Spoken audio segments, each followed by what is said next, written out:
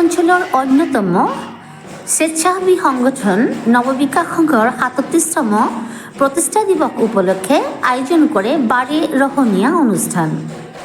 পুৱা ছাত্ৰ ছাত্ৰীসকলৰ মাজত চিত্ৰাংকন প্ৰতিযোগিতা, কণী যুঁজ, পিঠা পনা প্ৰতিযোগিতা অনুষ্ঠিত হয়। সাংস্কৃতিক অনুষ্ঠানত গোমধৰ বিহু দল, বীৰ লাচিত সেনাৰ নকোচাৰী বিহু দলৰ বিহু প্ৰদৰ্শন, আশ্ৰাণী গোহাঁই বৰুৱাৰ নৃত্যই দৰ্শকক আমোদ দিয়ে। আনহাতে নৱপ্ৰজন্মৰ জনপ্ৰিয় কণ্ঠশিল্পী গীতিমণি বৰগোহাঁয়ে এটাৰ পাছত আন এটা গানেৰে শ্ৰোতা দৰ্শকক আপ্লুত কৰি তোলে। নিজৰ অনুষ্ঠান সম্পৰ্কত আয়োজকসকলে এইদৰে কয়। News desk report, Assam TV.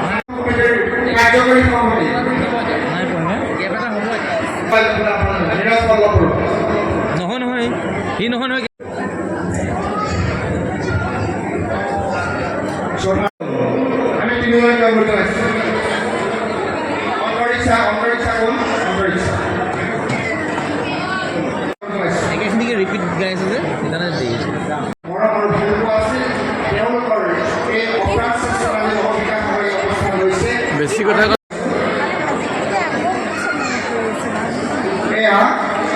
ৰাষ্ট্ৰীয় আৰু আন্তঃৰাষ্ট্ৰীয় পৰ্যায়ত কাৰেণ্টে খেলত বিশেষ আমি সম্বৰ্ধনা অনুষ্ঠানটি সামৰণি ঘোষণা কৰিছোঁ।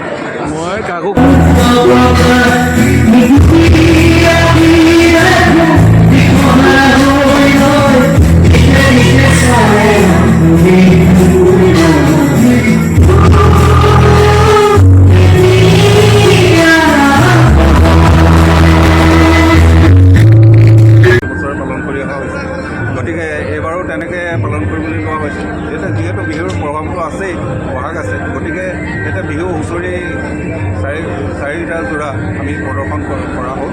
তাৰপিছতে আৰু অন্য সাংস্কৃতিক যি কাৰ্যসূচী আছিলে, তাৰপৰা আমাৰ ছবি অঁকা প্ৰতিযোগিতা, কুইজ এইবিলাক অনুষ্ঠিত হৈ গ'ল। এতিয়া আমাৰ বাৰেৰহণীয়া সাংস্কৃতিক অনুষ্ঠানত গীতিমণি বৰগোহাঁই গীতৰ শৰাই আগবঢ়াব। মই ভাবিছোঁ ৰাইজে ভাল উপভোগ কৰিব। আৰু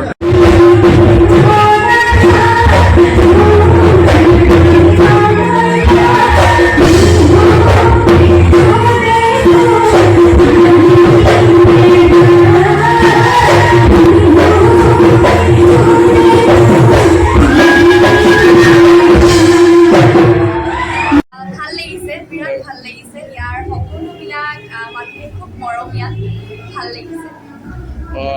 মই এতিয়ালৈকে 5খন কৰিলোঁ আৰু আছে আৰু 12খনমান আছে। বিশেষকৈ আপুনি নিজৰ গীত পৰিৱেশন কৰে নে আপুনি অন্যান্য বিখ্যাত শিল্পীবিলাকৰ গান পৰিৱেশন কৰে? হয়, মই নিজৰ গীতো গাওঁ আৰু পুৰণি সকলোবিলাক গীতেই আৰু লৈছোঁ। আপোনাৰ এতিয়া কি আছে গীতৰ মোৰ কি উলিয়াইছে আপুনি এতিয়ালৈকে? হয়তো আপোনালোকে শুনিছে, হয়তো নুশুনিবও পাৰে। জাকৈ গীতটি লৈছোঁ আৰু লৈছোঁ তই হাঁহি দিলে মৰি যাম, এইবিলাকে লৈছোঁ। আৰু বহুতকেইটা গীত আছে, কিন্তু মই এইকেইটা গীত লোৱা নাই, যিহেতু অলপ বিহু বতৰ ন, বিহু বতৰত অলপ বিহুমূৰীয়া গীত গালে ভাল লাগে আৰু সেইকেইটা অলপ শ্ল' মোশ্যনৰ গীত, সেইকাৰণে এইকেইটা লোৱা নাই। চেনাই মোৰ মৰমকণ এনেকৈ আছে। আপুনি যে ইমান ধুনীয়াকৈ গীত পৰিৱেশন কৰে, এই গীতবিলাক গাবৰ কাৰণে আপোনাক মানে বিশেষকৈ আপোনাৰ প্ৰেৰণাৰ অন্তৰালত কোন আছে, কোন সোমাই আছে? মোৰ মা পাপাই মোক বহুত সহযোগ কৰে, হয়। আচলতে বহুত সাহস দিয়ে। তেওঁলোকে বহুত মোক আগবঢ়াই নিছে আৰু তেনেকৈয়ে অসমৰ ৰাইজে মোক মৰম দিছে, আশীৰ্বাদ কৰিছে। তেওঁলোকৰ মৰম আৰু আশীৰ্বাদ লৈয়ে মই আগবাঢ়ি আহিছোঁ আৰু। ধন্যবাদ। আমিও আমাৰ ফালৰ শুভেচ্ছা প্ৰদান কৰিছোঁ। ধন্যবাদ। যদি বহুত ভাল তেতিয়াহ'লে সকলোৰে পৰা জোৰ কৰি লগতে কৰ্মকৰ্তাসকলক ধন্যবাদ জ্ঞাপন কৰিছোঁ মোৰ ঠাইলৈ আয়োজন কৰাৰ বাবে। কৰ্মকৰ্তাসকলৰ কাৰণে জোৰকৈ হাতৰ চাপৰি লাগে। বঢ়িয়া, তেওঁলোক আচলতে খুব মৰমীয়াল হয়, তেওঁলোকৰ কথা পাতি বিৰাট ভাল লাগিল। আচলতে হাতৰ চাপৰি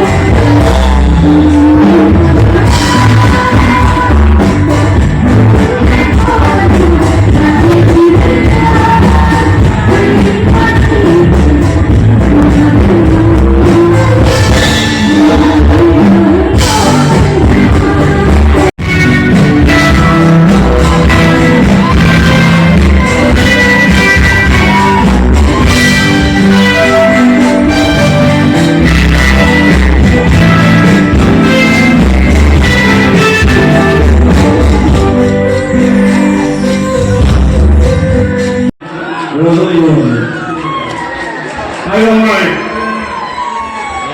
দীপাংকৰ বৰচেতিয়া দীপাংকৰ বৰচেতিয়া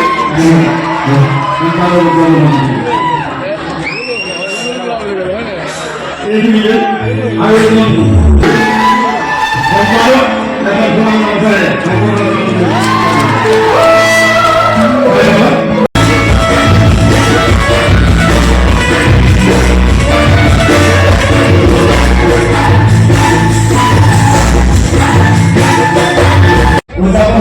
ধন্যবাদ এখন ধন্যবাদ মোহন বিচাৰিব মোহন বিচাৰিছে